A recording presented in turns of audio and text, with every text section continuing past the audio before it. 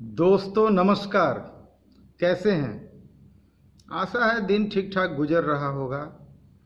No solution, wait till the vaccine come. दूसरा कोई उपाय नहीं है। देखिए, मैं एक बात बोल रहा हूँ, बचाव ही एक उपाय है।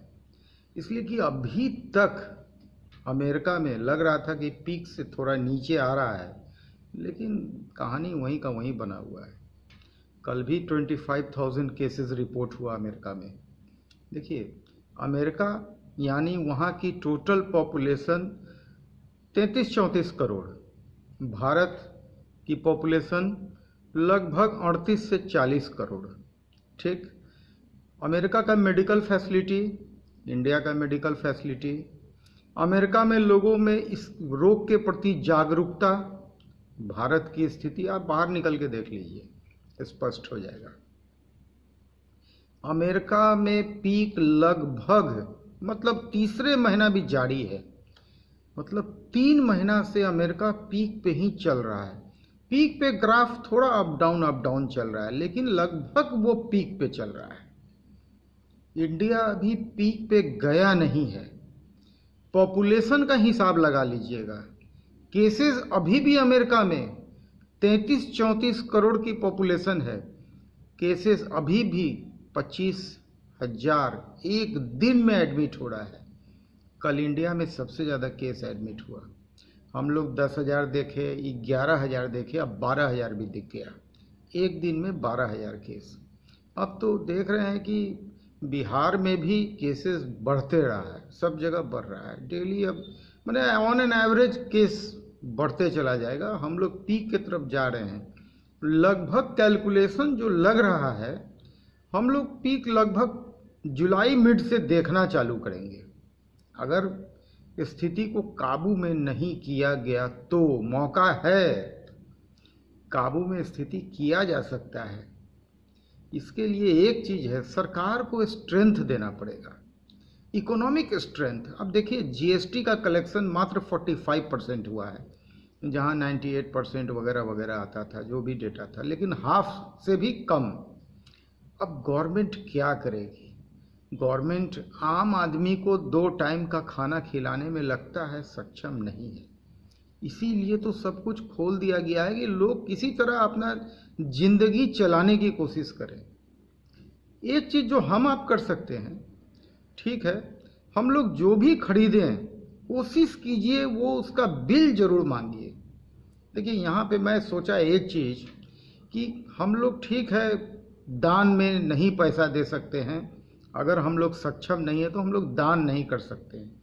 हम लोग एक काम तो कर सकते हैं, अगर कुछ भी सामान हम लोग खरीद रहे हैं और अगर वो जीएसटी के दायरे में आता है, टैक्स के दायरे में आता है, हम लोग अगर दुकानदार भाई से बिल मांगेंगे तो उनको रिटर्न में उसको शो करना पड़ेगा। एक बार जब सेल का बिल कट जाएगा तब उनको जो रिटर्न फाइल करेंगे उसमें उसको उनको लेना पड़ेगा, वो छोड़ नहीं सकते हैं।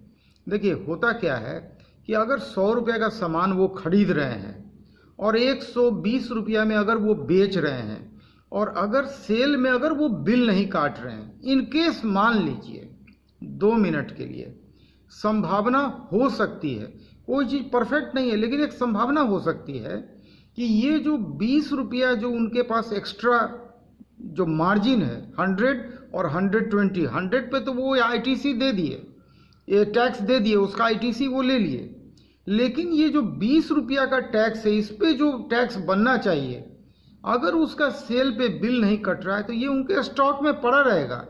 भले माल उनके स्टॉक में होगा नहीं, बिक गया होगा, लेकिन बुक्स में तो पड़ा रहेगा। इतना डिटेल में कोई नहीं चेकिंग करने जा रहा है। आदमी ऐसा ही फुर्सत नहीं है। जीएसटी अभी तो सरकार के सामने सबसे बड़ी समस्या है, ये वायरस। सब कोई अभी इसी से जूझने में लगा हुआ है। तो देखिए, हम लोग जब भी टैक्स दें, मैं जब भी टैक्स देता था, मतलब सेल टैक्स के ज़माने की बात करता हूँ, वैट के ज़माने की बात करता हूँ, इवन कि जीएसटी में भी जब कभी भी टैक्स दिया है, मालूम ख्याल क्या आया है? ख्याल सीमा का आया है, बॉर्डर का ख्याल आया है।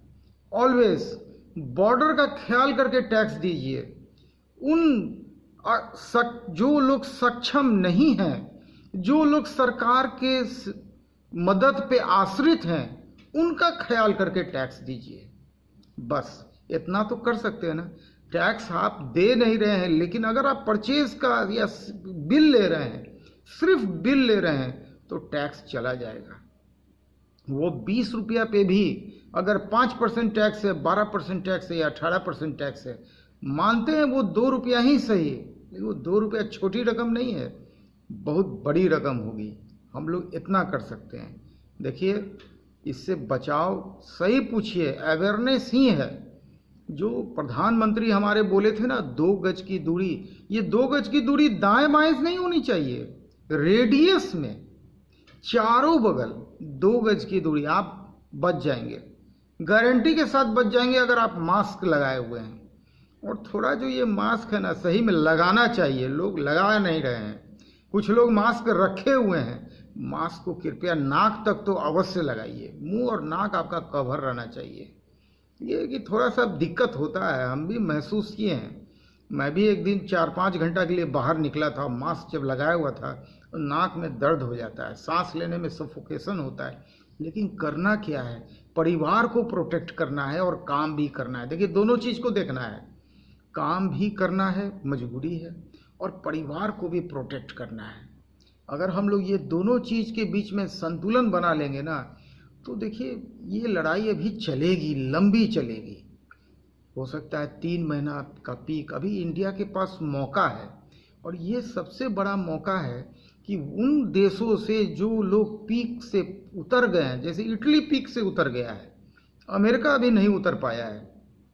इटली में मेडिकल फैसिलिटी सबसे ज़्यादा, और आबादी क्या है, 6 करोड़ के लगभग। उन लोगों से कम वेंटिलेटर उनसे मांगना चाहिए हेल्प के तौर पे, उनकी अमानत रहेगी। जब हमारे यहाँ इसकी ज़रूरत ख़त्म हो जाएगी, उनको लौटा दीजिए। खरीदिएगा तो पैसा अननेसेसरी ब्लॉक होगा। वेंटिलेटर कॉस्टली आइटम है। अभी हम लोग को कहाँ पे पैसा लगाना है, हम लोग को टेस्टिंग किट पे पैसा लगाना है, सबसे ज़्यादा मैक्सिमम टेस्टिंग हो, हम लोग को उधर जाना है। तो टेस्टिंग किट में पैसा लगाना तो मस्ट है। दूसरी, ये वेंटिलेटर का पैसा जो आप ब्लॉक कर देंगे, तो एक समय के बाद जब ये वायरस ख़त्म हो जाएगा, तो आने वाले लगभग 100 साल तक इसकी हमारे समाज में, हमारे अस्पताल में उतनी ज़रूरत नहीं रहेगी।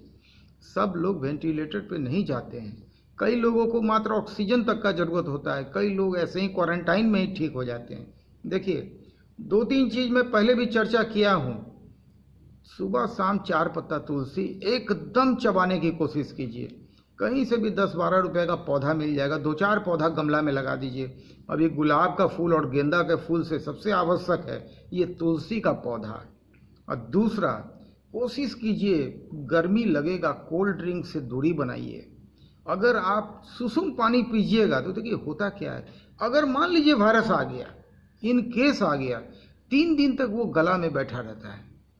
3 दिन तक वो गला में बैठा रहता है और वहीं पे वो म्यूटेट करना चालू करता है, उसकी संख्या बढ़ने लगती है और बढ़ते बढ़ते जाके तब वो फेफड़ा में प्रवेश करता है, और जब वो फेफड़ा में प्रवेश करता है उसकी संख्या बढ़ने लगती है। हम लोगों अगर गर्म पानी फ्रीक्वेंटली पीना चालू करें, मतलब जब भी पिए तो सुसुम पानी एकदम चाय की तरह, वो कुछ नहीं होगा, गला से सीधा पेट में चला जाएगा, मतलब वो फेफड़ा में जाने से बच जाएगा मामला, म्यूटेट करने से बच जाएगा। और पेट में इतना रसायन है वो ऐसे ही खत्म हो जाएगा। पेट में जो चीज़ चला गया, कोई भी वायरस चला गया, उसकी खात्मा निश्चित है। तो करना कुछ नहीं है, 2-3 चीज़, छोटी चीज़ है। ठंडा पानी, गर्मी का दिन है, प्यास तो लगता है। मुझे भी बहुत बेचैनी हुई, मैं एक बिस्लेरी का बोतल जब बाहर में था, बहुत मजबूरी में एक व्यक्ति दे दिए तो 2 घूंट पी लिया, लेकिन 2 घूंट पीने के बाद जब याद आया ये तो नुकसानदायक है, घर में माता पिता ओल्ड एज में है, बच्चे हैं, उनका ख्याल आया, मैं उस बिस्लेरी की बोतल को छोड़ दिया। और फिर जो गाड़ी में नॉर्मल पानी का बोतल था, वो गर्मी के दिन में ऐसे ही गर्म हो गया था धूप से, उसको पी लिया। प्यास बुझ जाती है। उन लोगों का ख्याल कीजिए जो आपके ऊपर आश्रित हैं उनका, और आपको बाहर निकलना है। सब बाहर नहीं निकल रहे हैं। मेरे परिवार में हम लोग टोटल 7 मेंबर हैं, सिर्फ मुझे कभी कभी बाहर जाना पड़ता है, सामान लाने के लिए बाहर जाना पड़ता है, या कभी अब देखिए स्टेट बैंक के एजीएम साहब मंडे को बुलाए हैं, अब देखिए क्या होता है। ईश्वर करे उनको सब बुद्धि आए और कुछ वो करें कि मेरा कारखाना कम से कम चालू हो जाए। कम से कम जो लोग बैठे हुए हैं मेरे वर्कर लोग, उनकी भी स्थिति खराब है, तो कुछ चालू हो जाए। अब देखिए बुलाए हैं मंडे को जो होगा मैं आपके साथ मंगलवार को बिल्कुल साझा करूंगा। मैं आपको अपना दोस्त मानता हूं। अभी तक मैं अपना परिचय नहीं दिया, नए भाई जुड़ रहे हैं, बहुत खुशी की बात है। देखिए आप लोगों से एक निवेदन है, मदद चाहिए। आज के डेट में कोशिश कीजिए सब्सक्राइबर कैसे बढ़े। ये देखिए ये आप ही के हाथ में है, मेरे हाथ में नहीं है। आप सब्सक्राइबर देख लीजिए अभी कितना है, जैसे अभी 6913 है। तो कुछ लोगों को शेयर कर दीजिए और 2 लाइन टैग कर दीजिए कि इसको देखिए और सब्सक्राइब कीजिए। अगर वो आपके हितैषी हैं और अगर वो देखना मेरा चालू किए, एक आध एपिसोड देख लिए, कोई भी वॉल्यूम देख लिए, उनको मेरे से मन लगने लगेगा। ये लगभग जो भी लोग देखते हैं उनको मन लगता है। और कोशिश कीजिए मेरे वॉल्यूम को अंत तक देखिए, कहीं ना कहीं कुछ ना कुछ छुपा रहता है, उसको तो इकट्ठा करना आपका काम है। भाई साहब मेरा नाम संजीव वर्मा है, मैं पटना में रहता हूँ, बिहार की राजधानी पटना। और बिहार में फर्स्ट टाइम सीलिंग फैन बनाने का इकाई डाला था, सीएनसी यानी ऑटोमेटिक इकाई था, ठीक है, इतनी बड़ी इकाई। लेकिन आईसीआईसी बैंक के अधिकारियों के धोखाधड़ी के चलते ये मामला लटक गया। आज जो मैं 75 करोड़ का मालिक होता, आज पैसे पैसे के लिए मोहताज हो गया। खैर, गलत कोई भी किसी के साथ करता है, एक ना एक दिन उसका अंत जरूर होता है। इसीलिए कभी भी किसी के साथ गलत नहीं करना चाहिए। ईमानदारी बहुत बड़ी नीति है, मेहनत से काम करना चाहिए और किसी को धोखा नहीं देने का कोशिश करना चाहिए। देखिए धोखाधड़ी का मुकदमा जो है ना, वो क्रिमिनल एक्सेक्शन में आ जाता है, सिविल में नहीं आता है, यानी गिरफ्तारी की संभावना होती है। इसीलिए सबसे बड़ी चीज है किसी को धोखा नहीं देना चाहिए। अगर वो मामला ले गया कोर्ट में इन केस और साबित हो गया तो सजा हो सकती है, इसीलिए धोखा नहीं देना चाहिए। मैं मामला ले गया कोर्ट में, 4 जजों ने मेरा साथ दिया, कम बड़ी बात नहीं है। मामला कोर्ट में है, कोर्ट लॉकडाउन में पड़ा हुआ है, अभी मामला अटका हुआ है। लेकिन मुझे हिम्मत है, और हिम्मत का सबसे बड़ा रीजन क्या है कि आउट ऑफ 49 ईयर्स, अभी तक का मेरा लाइफ 49 ईयर्स का है, out of 49 years last 45 years से मैं बिजनेस कर रहा हूँ। अगर डिटेल जानना हो ना, आपसे रिक्वेस्ट है, रिपीट करूँगा तो एक ही वॉल्यूम रिपीट होते रहेगा। थोड़ा सा वॉल्यूम 1 से एक बार देखना चालू कीजिए, एक करंट वॉल्यूम और एक पीछे का वॉल्यूम। अगर आप नए जुड़े हैं, वॉल्यूम्स को देखना चालू कीजिए। अगर आप बिजनेस में हैं या बिजनेस में आना चाहते हैं तो सीलिंग फैन के बारे में सोचिएगा जरूर। आज देखिए कुछ नहीं चल रहा है, काफ़ी सारे चीज़ बंद हैं, पंखा चल रहा है और चलेगा। कब तक चलेगा? जब तक जारा नहीं आएगा। और जब जारा आएगा तो मैं आपको बताऊंगा हीटर और ब्लोअर के बारे में, पूरी डिटेल बता दूंगा। इस बिजनेस में आप आइएगा, 12 महीना आप बिजी रहिएगा। और सीलिंग फैन भी ऐसा चीज़ है, बिकता भले 8 महीना है, चलता भले 9 महीना है, लेकिन बनता 12 महीना है। जिस वक्त वो बिकता नहीं है, जिस वक्त वो चलता नहीं है, उस समय कॉइल मेकिंग का काम हर कारखाना में जोर शोर से चलता है। जिसके पास जितना पैसा रहता है लोग कॉइल बनाने में लग जाता है, क्योंकि कॉइल अगर बड़े पैमाने पे बना लिया गया तो समझिए कि आप लगभग इस जंग को जीत गए। फिर जब मेन सीजन आएगा आप उसको देख लीजिएगा, कॉइल मेकिंग का काम। और जारा के लिए मैं आपको बताऊंगा, ये जो हीटर आता है ना, 2 ट्यूब का 3 ट्यूब का हीटर, मैं सारा कुछ आपको बताऊंगा। मैं चाहता हूं अधिक से अधिक लोग व्यापार में आए और अच्छा मार्जिन है, मतलब 10% का अच्छा टर्नओवर चलेगा। 10% भी अगर मार्जिन है और टर्नओवर ज़्यादा है तो वो मार्जिन 10% नहीं होता है। अगर महीने में 3 टर्नओवर हो जाता है तो 30% पर मंथ हो जाता है। कौन सा फिक्स डिपॉजिट देगा, कौन सा शेयर मार्केट देगा? क्या गोल्ड का इन्वेस्टमेंट में भी उतना रिटर्न आएगा? कभी नहीं। जो रिटर्न आपको बिजनेस में है वो रिटर्न दुनिया के किसी भी इन्वेस्टमेंट में नहीं है।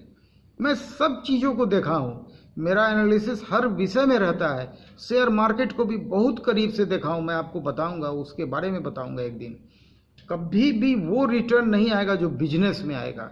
बिजनेस में हमेशा एक चीज़ का खाली आप ध्यान रखिएगा, कंपटीशन खत्म करने का सबसे अच्छा उपाय, मंत्र मैं आपको दे रहा हूँ, मार्जिन को कम कर लीजिए। नंबर 1, मार्जिन कम कीजिए और क्वालिटी को इन्हेंस कर दीजिए। मतलब कंपटीशन आपका खत्म हो जाएगा, इसलिए कि कम मार्जिन पे काम करना बहुत लोग नहीं पचा पाते हैं। लोग जनरली 20% मार्जिन और घटिया क्वालिटी यहीं पे चलते हैं, और मार्केट भी मजबूर है, ग्राहक भी मजबूर रहता है, दुकानदार की भी मजबूरी है, उनको अच्छे क्वालिटी का माल नहीं मिलता है। देखिए, जितनी भी ब्रांडेड कंपनी है वहाँ पे मार्जिन नहीं होता है। मान लीजिए कि कोई ब्रांडेड कंपनी का वायर है और 10 दुकान को बेचना मजबूरी है उसकी, लेकिन अगर आप लोकल प्रोडक्ट लेके आते हैं तो और उस एरिया में एक दुकानदार को माल देते हैं, वहाँ पे बेचारे को कमाने का 2 पैसा मौका मिलेगा। आप विश्वास नहीं कीजिएगा, हजार रुपए का पंखा मैं देखा हूँ, 5 रुपये के मार्जिन पे बिक गया है, ब्रांडेड पंखा। मजबूरी है। मैं बोला कि आप खरीदा बिक्री में 5 रुपये का अंतर। बोले क्या कीजिएगा संजीव जी, सब बेच रहा है, सब बेच रहा है, मजबूरी है, मेरे पास एक्सक्लूसिव ब्रांड नहीं है। तो मैं उनको जब अपने ब्रांड के बारे में बताया तो वो एकदम शहर से तैयार हो गए, लेकिन एक शर्त वो लगा लिए कि मेरे दुकान के 100 गज बाएं और 100 गज दाएं और सामने आप कृपया मत दीजिएगा।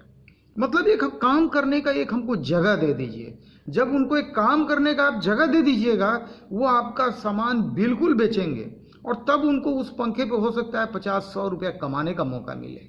ब्रांडेड बेचना एक मजबूरी है, कोई शौक से बेचना नहीं चाहता है। जो सामान सब दुकान में बिक रहा है उसको बेचना सबकी मजबूरी होती है। वहाँ पे मार्जिन नहीं आता है, मार्जिन आता है लोकल।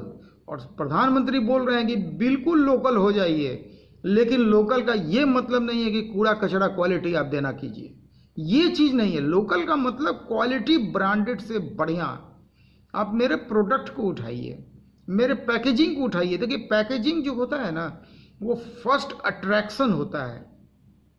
पैकेजिंग बढ़िया से बढ़िया बनाइए। आप देखिए मार्केट में कौन लोग क्या कर रहे हैं, आप उनसे बढ़िया पैकेजिंग लेके आइए, वो कस्टमर को फर्स्ट अट्रैक्ट करता है। मेरा पंखे का डब्बा जब दुकान में रखा रहता था रैक पे, तो ग्राहक का ध्यान चला जाता था, और उसके बाद जब तक आदमी मांगेगा नहीं तब तक आपका प्रोडक्ट बिकेगा नहीं। ग्राहक, और जब क्वालिटी इतना बढ़िया दीजिएगा, इस्तेमाल के बाद ग्राहक आएगा और आपका नाम लेके आपके प्रोडक्ट को खोजेगा।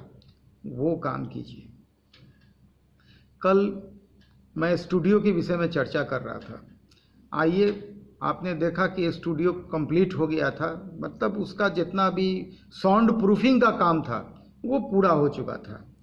अब स्थिति ये थी कि एसी की उसमें आवश्यकता थी, और इक्विपमेंट्स की आवश्यकता थी, साउंड इंजीनियर की आवश्यकता थी, ताकि वो स्टूडियो रन करता, और मैं उससे मुक्त हो जाता।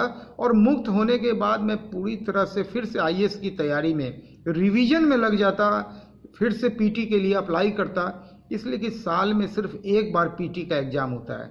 सीए फाउंडेशन तो साल में 2 बार होता है, एक बार होगा मई जून में और दूसरा बार नवंबर में, लेकिन आईएएस का एग्ज़ाम साल में सिर्फ एक बार पीटी होता है। ठीक है, तो मुझे फिर उसमें लगना था, मैं उसमें लगता, लेकिन यहाँ पे क्या हो गया कि एसी भैया रुक गए। अब भैया रुक गए तो नतीजा क्या हुआ कि पापा रिटायर कर चुके थे। अब डेली पापा नीचे घर में जाके देखते थे स्टूडियो में कि पूरा मकान मेरा फंस गया, काम भी नहीं हो रहा है। मतलब वो सोचे थे कि चलो एक कॉमर्शियल एक्टिविटी हो जाएगा, इनकम का सोर्स होगा, मतलब मकान प्रोडक्टिव वे में यूज़ होगा। उनका बस इतना ही उद्देश्य था, पैसे से उनको डायरेक्टली कोई मतलब नहीं था, इसलिए कि वो स्टेट बैंक के रिटायर्ड ऑफिसर थे, पेंशन से उनकी ज़िंदगी बढ़िया चलती, और हम लोग भी थे। और एक बात जान लीजिए, मैं ज़िंदगी में जो भी कमाया इस मकान में हमेशा लगाया। जो भी कमाई होती थी, मेरा इन्वेस्टमेंट सिर्फ इस मकान में। और ये मकान एक दिन में नहीं बना, धीरे धीरे जब होता था 1500 ईंटा ले लेता था, उसको जुड़वा देता था, कहीं पे कोई लिंटर लेवल तक पहुंच गया, कहीं ऐसे ऐसे करके कभी छत भी ढल जाता था, कभी प्लास्टर हो जाता था, कभी वायरिंग का काम होता था। मतलब इसी तरह से फेज बाय फेज, चूँकि बिजनेस में जब जब पैसा हमको लगता था कि इसमें से थोड़ा पैसा हम निकाल सकते हैं, क्योंकि मैं किसी बैंक लोन के चक्कर में तो कभी नहीं था। बैंक लोन के चक्कर में फंसा 2011 से।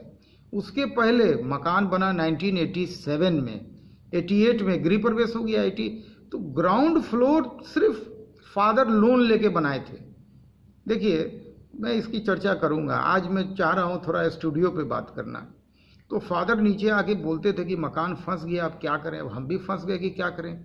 लेकिन पापा रिटायर किए थे तो कुछ पैसा उनके पास था।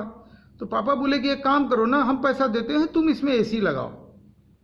हम बोले कि ठीक है चलो। एसी लगने के बाद वहाँ पे आप अंदर खड़ा रह सकते थे, क्योंकि जो पूरा जो कुन्नी वाला बोर्ड होता है ना, एकदम नया नया, उसमें केमिकल का बहुत झांस आता था। मतलब आँख आप खोलिएगा तो आँख लाल हो जाए, विदाउट एसी। और उस एसी तो स्टूडियो तो पैक होता है एकदम, साउंड प्रूफिंग हो गया तो एकदम पैक बन गया स्टूडियो। पापा पैसा दिए कि लो 50,000, इसमें कम से कम पहले तो एसी 2 ठो लगाओ। फटाफट एसी लग गया। एसी लग गया तो कम से कम अब आप उसके अंदर बैठ सकते थे। लाइटिंग वगैरह हो गया, एसी लग गया, 2 काम हो गया। अब ज़रूरत थी इक्विपमेंट की। पापा बोले कि राजू तो ध्यान नहीं दे रहा है, अब हम क्या करें। तुम एक काम करो, क्योंकि पापा के पास देखिए रिटायरमेंट का पैसा था। अगर रिटायरमेंट का पैसा नहीं रहता तो ये मकान उसे ही फंसा रहता। अब वक्त को कुछ और मंजूर था, लिखा हुआ कुछ और था। वक्त में ये लिखा हुआ था कि तुमको आईएएस नहीं जाना है, तुमको वापस बिजनेस में आना है। पापा बोले कि एक काम करो, जाओ बॉम्बे, पैसा लेके जाओ और जो भी इक्विपमेंट है लेके आओ और स्टूडियो को कोशिश करो चलाने का, इसलिए कि जगह फंस गया है। हम भी सोचे कि अब क्या करें। वाकई मकान फंस गया, भैया भी ध्यान नहीं दे रहे हैं। वजह जो भी हो, उनका फैमिली मैटर था, उनको भी अपने फैमिली को लेके चलना था। अब मैं गया, पैसा लेके बॉम्बे गया और वहाँ से 4 ट्रैक का जो रिकॉर्डिंग मशीन होता है, मेन जो रिकॉर्डर होता है, उस समय शायद 45,000 का रिकॉर्डर आया था। उसके बाद श्योर कंपनी का माइक्स, SURE, बढ़िया क्वालिटी का शायद माइक्स, अभी भी वही होगा या हो सकता है और विकास में और भी कंपनी आ गई होगी। श्योर कंपनी का 10-12 माइक्स ले लिया, वॉइस के लिए, रिदम के लिए और अदर केबल्स लिया। उसका रिवर्ब यूनिट होता है जिससे हम लोग इको इफेक्ट वगैरह स्टूडियो में साउंड में देते हैं, उसको बोलते हैं रिवर्ब यूनिट। रिवर्ब यूनिट लिया, कॉम्प्रेसर लिया, मिक्सचर मशीन, इसलिए कि जितना भी वायर्स आता है, इनपुट वायर आता है, वो सबसे पहले मिक्सचर मशीन में आता है और वहाँ से आप उसको बैलेंस करके और तब रिकॉर्डर में भेजते हैं, तब फाइनली रिकॉर्डिंग होती है।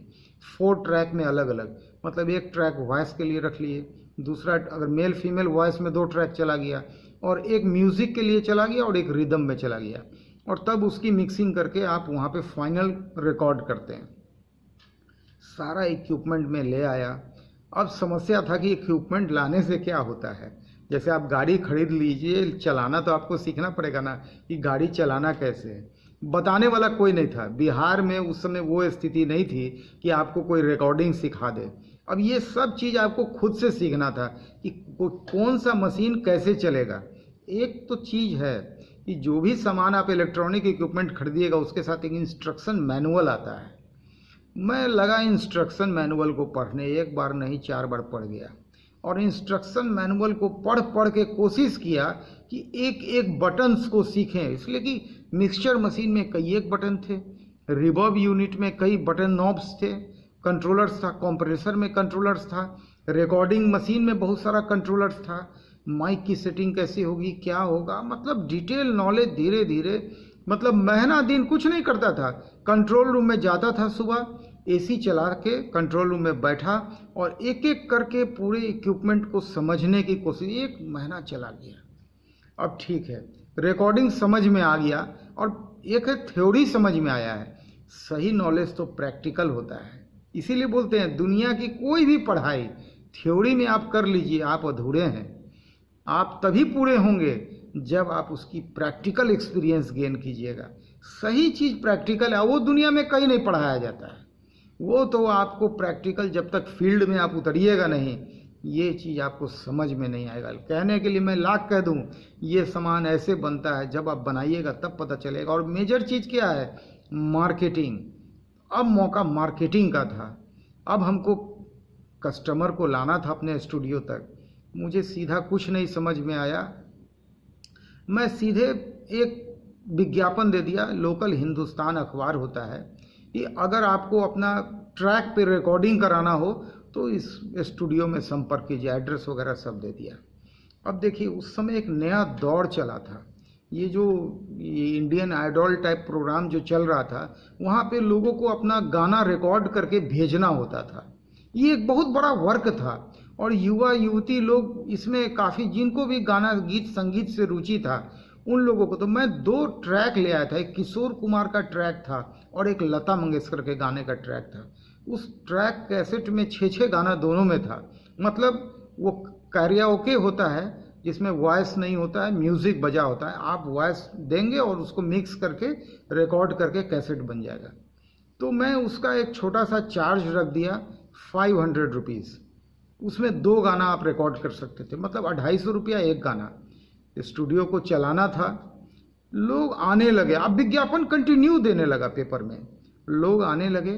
धीरे धीरे करके मुझे भी रिकॉर्डिंग धीरे धीरे सीखने का मौका मिला। इसी बीच में क्या हुआ, एक आरा के कलाकार थे, असल में वो गीतकार थे। उनको इच्छा हुई कि वो गाना लिखते थे और वो अपना एक कैसेट निकालना चाहते थे, रिलीज कराना चाहते थे। उनको मेरे स्टूडियो के बारे में पता चला तो वो हमसे संपर्क किए, बोले कि हमको पूरा ये 6 गाना रिकॉर्ड कराना है और इसमें म्यूजिशियन वगैरह का इंतज़ाम सब हमको करना था। तो कुछ लोग म्यूजिशियन भी धीरे धीरे मेरे संपर्क में आ गए थे। एक गिटारिस्ट थे, नाम उनका लेना चाहूँगा, काकुल दा, बंगाली थे। बंगाली लोग जब मैंने संगीत वगैरह में वो लोग काफ़ी, मैं देखा हूँ वो लोग काफ़ी आगे रहते हैं। तो काकुल दा जो थे वो गिटारिस्ट थे और उनके कांटेक्ट में पूरा टीम था। जो पैड बजाने वाले थे पप्पू जी वो थे, कीबोर्ड वाले थे, माने वो पूरा एक टीम था।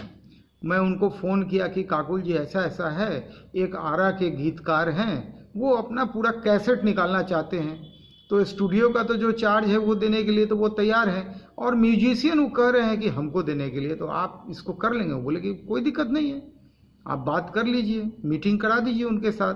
काकुल दा आए और वो गीतकार भी आए और दोनों की बातचीत हुई। शायद काकुल दा बोले कि 4000 रुपया लेंगे, मैंने 6 गाना का म्यूज़िक देने के लिए। और गायक उनके पास था, जो गीतकार थे ना उनके पास गायक था। गायक आए, गीतकार आए, म्यूज़िक बना, खूब बढ़िया रिकॉर्डिंग हुआ। और काकुल दा जहाँ जहाँ मुझसे दिक्कत होती थी ना वहाँ काकुल दा गाइड करते थे। देखिए आप मकान बनाने चलिएगा ना तो कोई ज़रूरी नहीं कि सारा नॉलेज आपको हो, कितना लोहा कहाँ लगेगा, किस मोटाई का लगेगा, ये नॉलेज मिस्त्री लोग आपको दे देगा। तो आपको आगे बढ़ना है, जब एक बार आप किसी काम में आगे बढ़ जाएंगे लोग जुटते चले जाएंगे, आप आगे बढ़ते चले जाएंगे। वही हुआ। अब काकुल दा के साथ धीरे धीरे जब वो पूरा कैसेट बना, 6 गाना रिकॉर्ड हुआ, इतना बढ़िया रिकॉर्ड हुआ कि मैं क्या कहूँ। मतलब थोड़ा सा काकुल दा समझे कि फर्स्ट टाइम मैं रिकॉर्डिंग करने जा रहा हूँ, इसलिए कि अभी तक तो मैं वो वॉइस टेस्ट वगैरह का काम कर रहा था, कैरियोके पे डबिंग कर रहा था, वहाँ से तो इक्विपमेंट से नॉलेज हो गया था। लेकिन सबसे बड़ा चीज़ ये गाना का रिकॉर्डिंग, वो एकदम लाइव होता है, 1 ट्रैक रिकॉर्डिंग होता है, मतलब सब कोई एक साथ। ट्रैक रिकॉर्डिंग नहीं कि कोई बजा के चला गया, वो सब अब स्टार्ट हुआ है। अब तो इतना ट्रैक्स है कि गिटारिस्ट आता है, गिटार बजा के चला गया, रिदम वाला आया, रिदम दे दिया, वॉइस अंत में। म्यूज़िक कंप्लीट जब हो गया तो जो सिंगर आते हैं वो म्यूज़िक कान में लगाए और आवाज़ दे, मतलब वो मज़ा नहीं है जो मज़ा टीम के साथ रिकॉर्डिंग में आता था, वो मैं एहसास किया हूँ। वो पहले होता था। लता मंगेशकर जी का आप कोई गाना सब देखिएगा पुराना, यूट्यूब में आपको मिल जाएगा, वहाँ पे आपको दिखाई देगा कि सब लोग बजा रहे हैं और गाना है, मतलब ऑन लाइव रिकॉर्डिंग उसको कहते थे। आज की डेट में सही पूछे तो रिकॉर्डिंग होती है लेकिन उसमें मज़ा नाम का चीज़ नहीं है। एक रिकॉर्डिस्ट कंट्रोल रूम में बैठा हुआ है और लोग आए, कोई बजा के चला गया, मतलब वो जो मज़ा आता था ना कि सब कोई जब एक साथ बजाता था और गाता था और उसकी जो रिकॉर्डिंग होती थी उसमें जो आनंद आता था। कभी भी आप कंट्रोल रूम में किसी गाना का रिकॉर्डिंग होते देखिएगा, इंस्ट्रूमेंट जब बजता है और फर्स्ट टाइम जो उसका आवाज़ आता है ना वो कंट्रोल रूम में सुनाई देता है। वो साउंड इंजीनियर को उसका एक्सपीरियंस होगा। उसके बाद जहाँ वो रिकॉर्ड होने के बाद वो मज़ा, वो क्लैरिटी नहीं आएगा, कुछ ना कुछ डिटोरेशन उसमें आ जाएगा।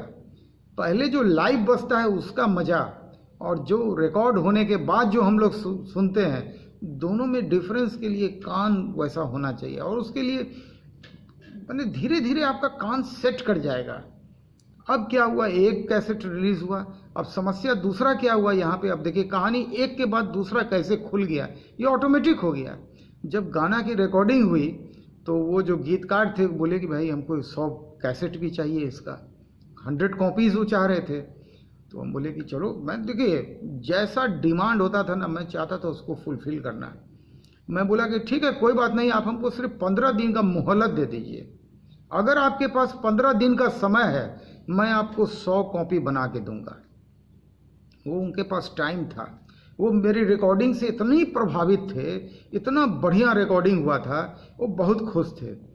वो भोजपुरी गीत था और नए कलाकार थे, नए गीतकार थे, उनको एक प्लेटफॉर्म मिला। अब वो चाहते थे कि इस कैसेट को पूरा रिलीज एक तरह से करना, मतलब उसका इनले कार्ड जो होता है ना, ऑडियो कैसेट में इनले कार्ड, वो चाहते थे कि कार्ड वगैरह सब छप जाए और 100 कॉपीज़ बन जाए। मैं क्या किया कि देन एंड देयर जब रिकॉर्डिंग कंप्लीट हुई, नेक्स्ट डे दिल्ली जाने का तो आदत ऐसे पड़ा हुआ था, मतलब रिजर्वेशन मिले चाहे नहीं मिले नो प्रॉब्लम। जनरल का टिकट कटाया, जनरल डब्बा में चला गया, अंदर में रिजर्वेशन मिल गया, टीटी साहब अगर दे दिए तो स्लीपर ले लिया, नहीं मिला कोई बात नहीं है, बैठ के भी यात्रा किया हूँ। मैंने एक ऐसा संभावना वीडियो कैसेट के समय में झेला हूँ कि जो ट्रेन का गेट होता है ना, पटना से इलाहाबाद तक अंदर जाने का मौका नहीं मिला, गेट पे बैठ के यात्रा किया।